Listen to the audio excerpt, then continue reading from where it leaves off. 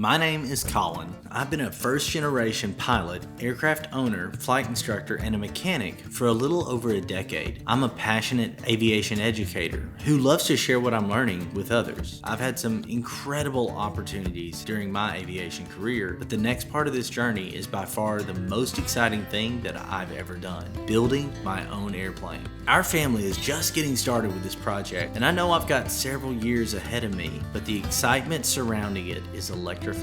So if you enjoy learning about aviation and DIY projects, you're in the right place. All right, we're back in here today and I'm about to get started. I finally got some tools from Aircraft Spruce, who is sponsoring this build, so a special thank you to them and more on them later on in this video. But I do want to go ahead and get started undoing the undersurface of the wing. There are some, literally just some pull rivets that are randomly spaced in. There's another one right there in this surface, because this area from here really down to the spar right here, that is unriveted. That's the only thing that's unriveted on these quick builds.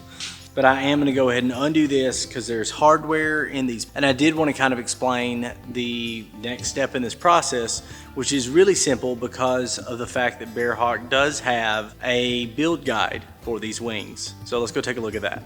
All right, so over here at the bench, I have, and I only printed this out and then my children drew on that, so. Over on the Bearhawk's website, there's a resource tab that'll take you to the existing build manuals. The fact that the wings had a build manual was the main reason that I started off with those. Hopefully they will have all the build manuals done in 2026, but right now the wings are the only ones that have been finalized into a rough draft for use. What we did in the last video, uncrating and inventorying the wings, was really part of page 3 of this build manual. The first real part to building these wings is actually drilling stuff out. There are a handful of pull rivets scattered on the lower surface, like I mentioned earlier, that need to be drilled out. Most of these can be just removed with the number 40 drill bit, but I ended up needing to use a grinder to cut the tails down that didn't pull correctly on a handful of those rivets, so be aware that that might be something you need to do very carefully. A pair of duckbills comes in real handy if the rivet starts to spin in the hole. Once you get the wings open, there's a box inside of them that has the bell crank, push rods, end rib, inspection panel components, and just basically everything that is associated with that wing. So make sure that you label it and store it somewhere safely. The last step on page 3 is to remove your aileron pocket skins, or these curved pieces that are on the trailing edge of the wing up against the aileron portion of it. All right, this one's as much for me later on as it is for y'all. So I've got the left side, this is L3 on the outboard, L1, or L2, I'm sorry, in the middle, and L1 on the inside. These are all, I think they call these like aileron pocket flanges or something. I forget what, I just read it over there. But they come zip tied. You're gonna rivet them back in later, but I'm about to, I've marked these as the left wing 1, 2, and 3, inboard to outboard. And now I'm about to cut them and stack them over on the shelf.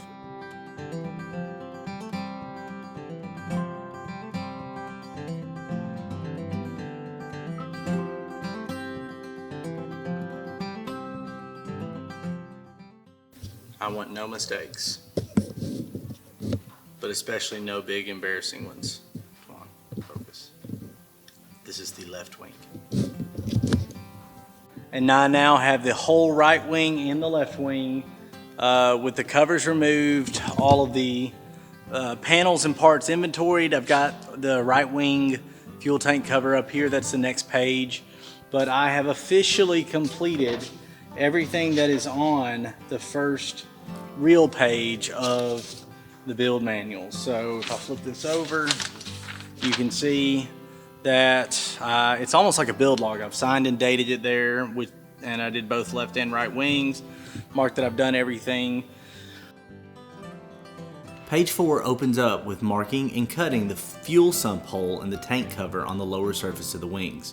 This will need to be done in the main and aux tanks if applicable. For the companion, there is currently only a main tank option for the kits, and I'm going to be using a piece of paper clecoed to the ribs and spar of the wing to locate my drain hole. It's actually something that the build manual recommended doing. This is going to allow me to bypass the need for making a very precise measurement by simply punching a pin through the hole and then transferring it to the tank cover on my bench. You cannot write yourself enough notes or reminders. For example, this is my left wing's fuel tank and the trailing edge is that way. I don't want to be calling Virgil and telling him I've got this backwards. So.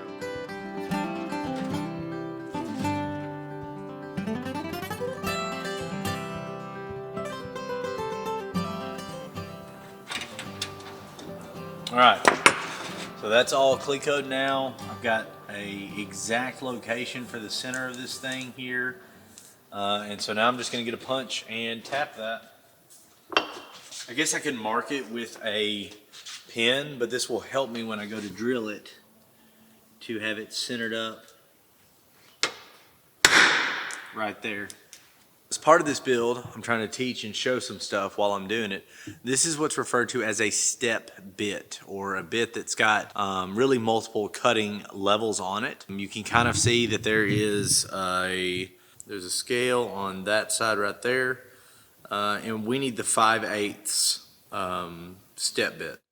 So the way that I'm going to do this is I will end up putting a piece of masking tape around that one, so I know to stop there, and then I'm just going to take and use this to drill, and I'll try to penetrate all the way down to that last 5/8 inch, a little over a ½ inch step bit in my fuel tank drain location.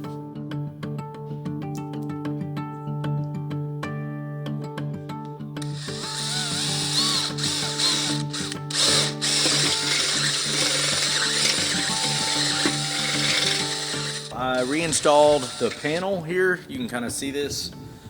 Just put 2 cleat coats in, one in the top corners. And you can see that the hole is now cut for my drain. That's lined up. I deburred it, so it's good to go. I'm gonna take it back off, go get my cleat coat tool. I'm about to roll this wing over here to this bench and start with the next step, which is upsizing the holes. The second step on page 4 is to upsize all the holes from a number 40 to a number 27 for the screws later on. After that, we're going to edge roll these panels to give it a very tight final fit against the rest of the wing surface.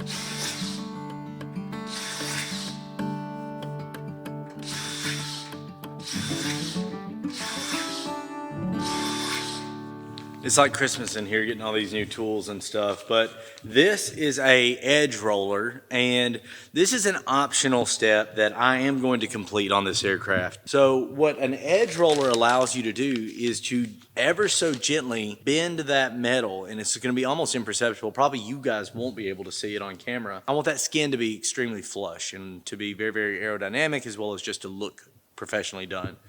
So I've got an edge roller now. Again, I got this from Aircraft Spruce, and I'm going to be rolling the edges here next before I dimple them.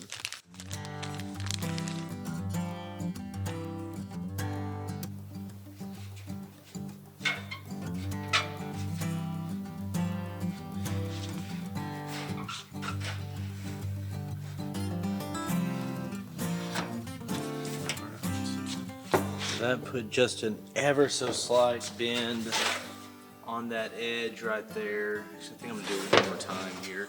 Building a kit plane is no simple task, and it's one that for years I have prepped for and thought about and looked into as I tried to figure out what would be the best option for my very first kit to build. Just as critical as building the kit is the tools that you are using to build the kit. Things like the edge roller that I've been using to do the fuel tank covers on this Bearhawk companion.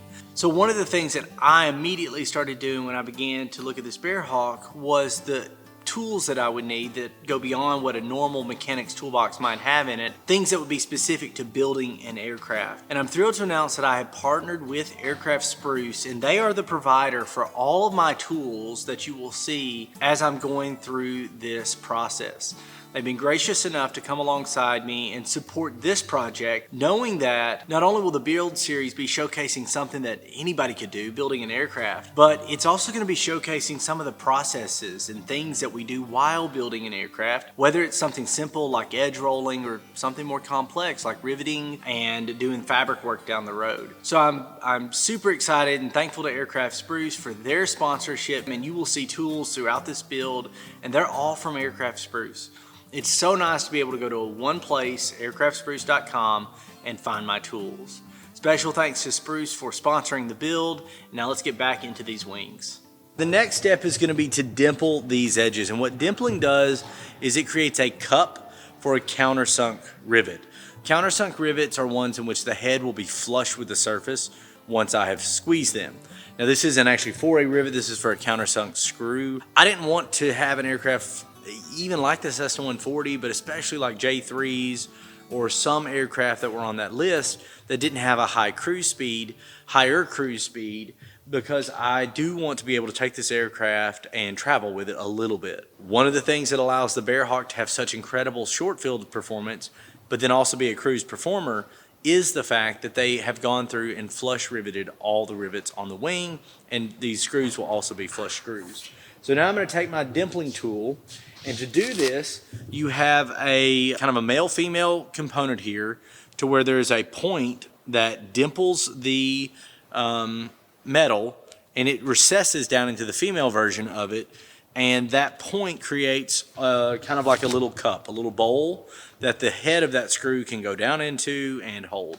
You put it inside of a dimpling tool or a squeeze riveter, which I'm about to unpack right now, and we'll get started with that.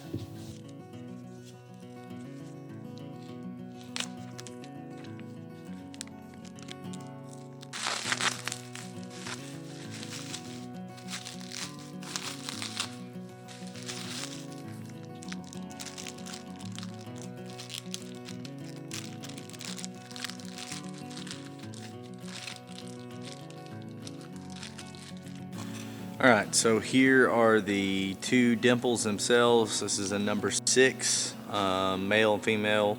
The way this works is you put the metal in between them, and then when you finally compress it down, it will leave that cup in the metal right here. So to set this up, I'm going to, and this is just the way I'm doing it, I'm going to put the female in the top of this, and then the male end is going to go in the bottom, and you see how this is coming up as I squeeze it. I'm going to run mine to where it's all the way flush here,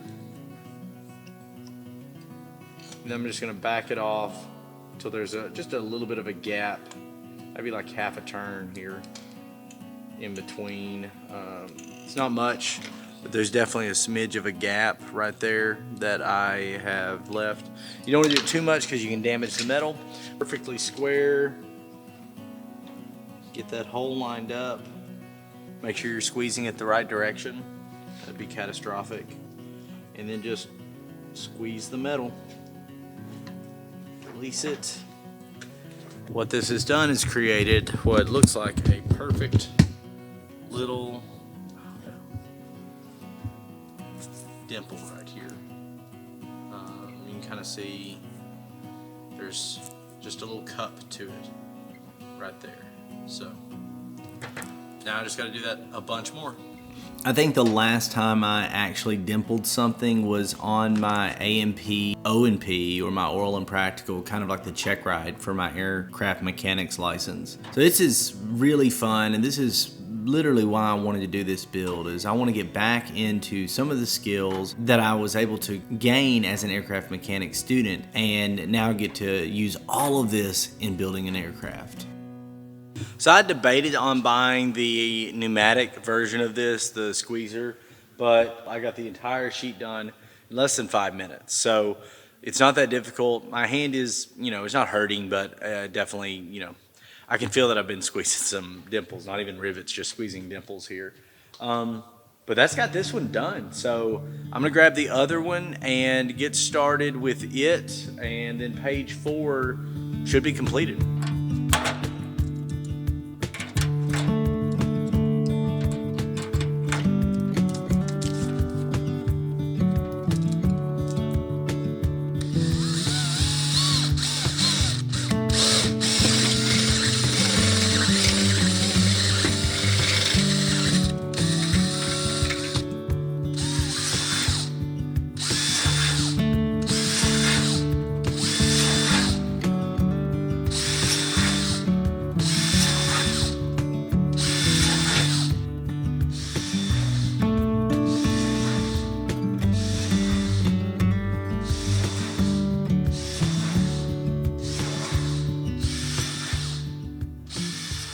So I hope that you enjoyed getting to see this first part of the work that I'm doing, and I do want to ask, if you are enjoying the series, if you're wanting to see more of it, do me a favor and like the video, as well as there's a function on YouTube right now called Hype, to where if you go down below in the description here, in the first, I think it's week that this video is live, you will have the opportunity to hype the video, and that'll push it higher in the algorithm standing. I'm grateful for all of you who are just watching though, and really do appreciate the outpour of interest in this project, and I'll see you in the next one. Have a great day.